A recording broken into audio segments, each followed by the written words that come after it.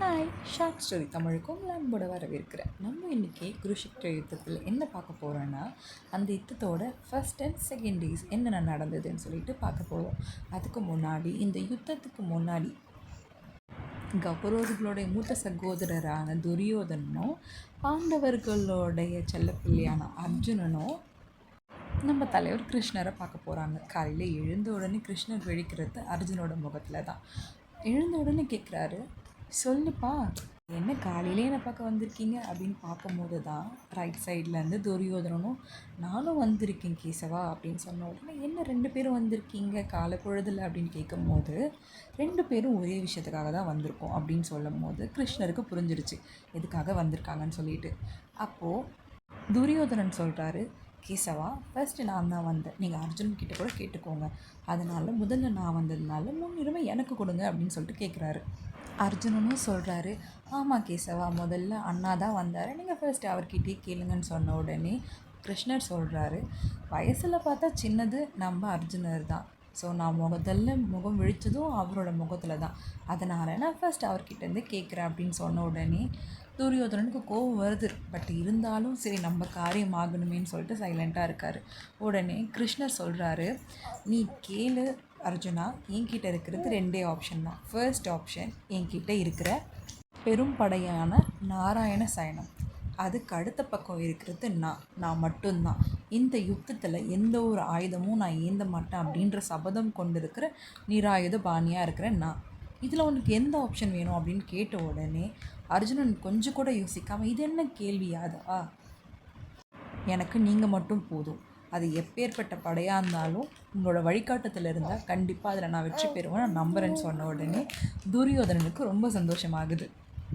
அப்போ சரி கேசவா, என்னோடய தம்பியோட விருப்பத்தை நான் என்றைக்குமே மறுக்க மாட்டேன், அதனால் உங்களுடைய படையை வச்சே நான் சமாளிச்சுக்கிறேன் அப்படின்னு சொல்லிட்டு சந்தோஷமாக துரியோதனன் கிளம்பி போயிடுறாரு.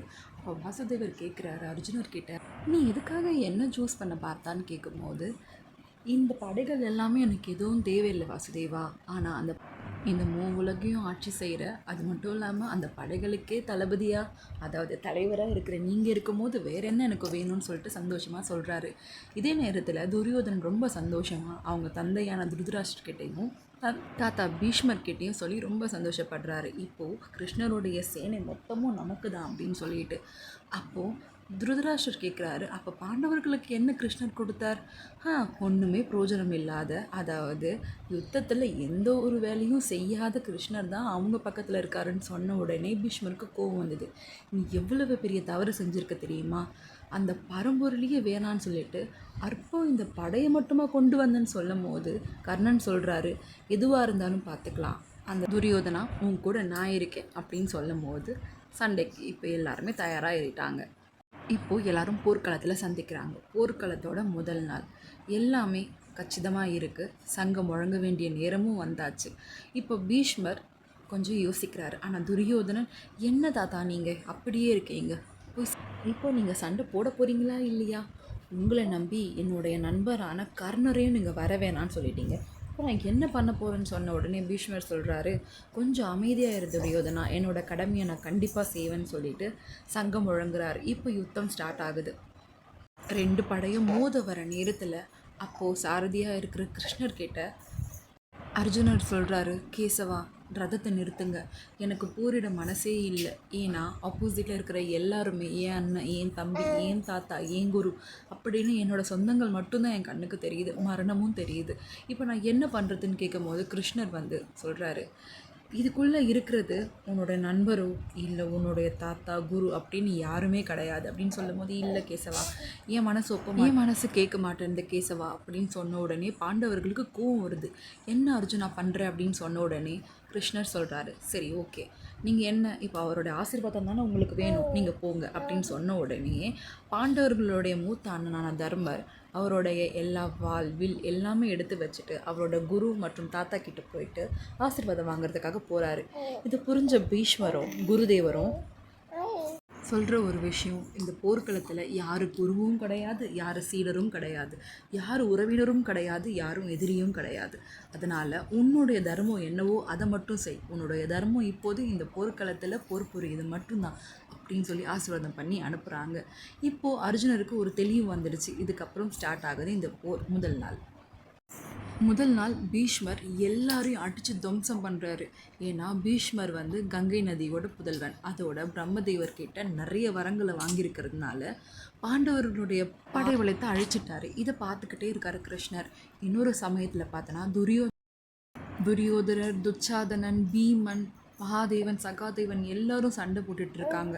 அதே சமயத்தில் குரு கண்ணில் நம்மளோட அபிமன்யு சிக்கிறாரு. அப்போ அபிமன்யு கிட்ட போன குருதேவர், நீ தானடா என்னோட நெஞ்சில் உன்னுடைய அம்பு பாயுன்னு சொல்லி சவால் விட்டுவேன், வா, என்னோட நெஞ்சு உன்னோட அம்புக்காக காத்துட்ருக்குன்னு சொல்லும் போது கரெக்டாக சங்கு முழங்குது. அதாவது முதல் நாள் சண்டை இன்னியோட முடியாது.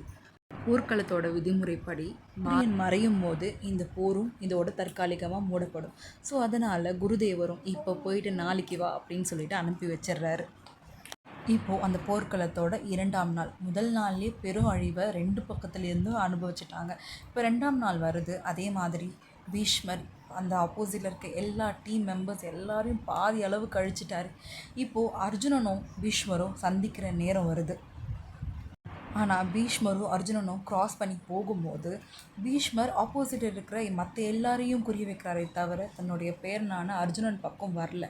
அவர் ஒரு சபதம் எடுத்திருக்காரு, என்னுடைய ரத்த சொந்தங்கக்கிட்ட நான் ஆயுதத்தை பிரயோகிக்க மாட்டேன் அப்படின்னு சொல்லிட்டு. இதை கிருஷ்ணர் பார்த்துட்டு, என்ன அர்ஜுனா, உனக்கு பக்கத்தில் தானே பீஷ்மர் வந்தார், நீயா அவர் பக்கம் உன்னோட அம்பை செலுத்த மாட்டேற அப்படின்னு சொன்ன உடனே மறுபடியும் அர்ஜுனனுக்கு தயக்கமாகுது. இல்லை கேசவா, எனக்கு என்னுடைய தாத்தா கிட்டேயே, அதாவது என் தாத்தா, என் குரு, அவங்கக்கிட்ட நான் எப்படி சண்டை போடுறதுன்னு சொல்லிட்டு மறுபடியும் பேசும்போது கிருஷ்ணருக்கு கோவம் வருது. அப்போ கிருஷ்ணர் சொல்கிறாரு, யார் உன்னோட உறவினர்கள்? இங்கே யாருமே நண்பர்களும் இல்லை, எதிரிகளும் கிடையாது. உனக்கு எத்தனை தடவை சொல்கிறது? இப்போ யார் நீ உன் குரு, உன் தாத்தான்னு சொல்கிறியோ அவங்களாம் எங்கே போனாங்க? உங்களை சவுக்கு அரண்மனையில் கொலை பண்ணுறதுக்கு ட்ரை பண்ணும்போது அவங்க என்ன பண்ணாங்க? இல்லை 5 கிராமம் கூட கொடுக்க முடியாதுன்னு துரியோதனன் சொல்லும் போது அவங்க எங்கே இருந்தாங்க?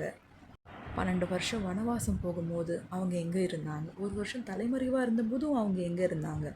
இல்லை, உங்களுடைய குலவிளக்கான பாஞ்சாலியை துகிலொழிக்கும் போது அந்த சபையில் தானே இருந்தாங்க. அப்போ என்ன பண்ணாங்க? இந்த யுத்தத்தில் நீ எதுவும் பண்ண போகிறதில்ல அர்ஜுனா, எல்லாமே நானே. இதில் நன்மையும் நானே, தீமையும் நானே. இதில் சாக போகிறதும் நானே, வெற்றி அடைய போகிறதும் நானே அப்படின்னு சொன்ன உடனே ஒரு தெளிவு கிடைக்குது.